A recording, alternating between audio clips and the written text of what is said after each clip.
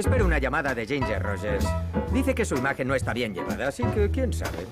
Phil, soy Rose, ¿Rose? tu hermana. Mi hijo se va a vivir a Hollywood. Es de cena con Fred Astaire y Gary Cooper. ¡Qué emocionante!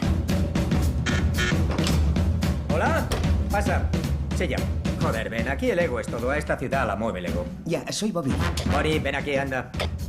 Bonnie, este es mi sobrino Bobby, el ganador de 2 premios de la Academia. Vaya, enhorabuena. Gracias. No me conocerás. Soy guionista. Bienvenido a Hollywood. ¿Qué tal? ¿Ya te aburres? Estoy medio aburrido, medio fascinado.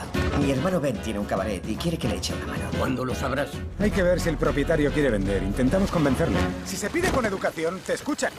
¿Dónde hay más chicas guapas, en Hollywood o en Nueva York? ¿Por qué? ¿En base a eso decidirás dónde vivir? Eres muy guapa. Estoy con alguien. El amor no correspondido causa más muertes al año que la tuberculosis.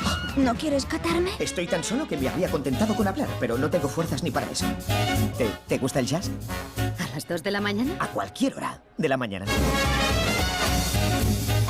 El amor no es racional. Si estás perdidamente enamorado, pierdes el control.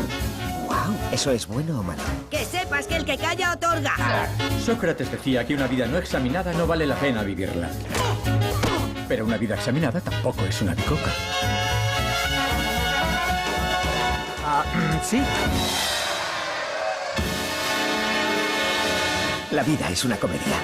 Escrita por un comediógrafo sádico.